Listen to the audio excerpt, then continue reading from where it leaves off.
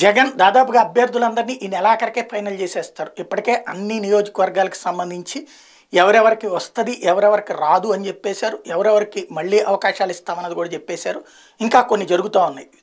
గోదావరి జిల్లాలు, తర్వాత ఉత్తరాంధ్ర, రాయలసీమ వరుసపెట్టి. ఇందులో రానటువంటి వాళ్ళలో అసంతృప్తి ఉంటుంది, వచ్చేటువంటి వాళ్ళలో సంతోషం ఉంటుంది, మారినటువంటి వాళ్ళలో సందిగ్ధం ఉంటుంది. అయినా సరే తను తీసుకున్న నిర్ణయం అయితే నిర్మోహమాటంగానే ఉంది. దాదాపు 4 రకాల నుంచి 5 రకాల సర్వేలు.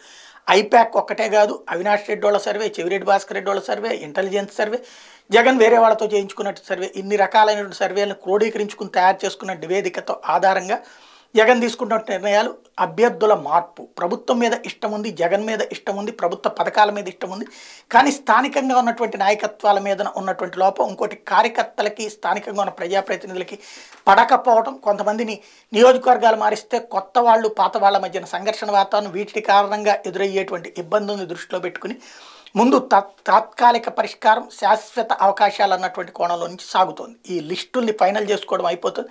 డిసెంబర్ ఎండింగ్ కల్లా ఫైనల్ చేసి జనవరి ఫస్ట్ వీక్ కల్లా టోటల్ లిస్టుతో సిద్ధమవుతారు అన్నటువంటి పాయింట్ ప్రధానంగా వినబడుతోంది. మరి ఎంపీ ఎన్నికల కోసం అని చెప్పేసి రాజ్యసభ సభ్యులుగా ఓటు వేయకపోతే వైసీపీకి ఇబ్బంది, అది మార్చిలో ఎన్నికలు జరుగుతాయి కాబట్టి అప్పటిదాకా ఆపుతారంటూ ఆంధ్రజ్యోతి రాసుకొచ్చినటువంటి కథనం వాస్తవం కాదు. జగన్ అయితే ధైర్యంగానే ఉంటాడు. ఈవెన్ ఎమ్మెల్సీ మొన్నటిసారి ఎన్నికలప్పుడు కూడా, ఎమ్మెల్సీ ఎన్నికలప్పుడు కూడా పట్టించుకోకుండానే చేసుకొచ్చాడు. మరి ఇప్పుడు జ్యోతి రాసిందని ఆగిపోతాడా చూడాల్సింది.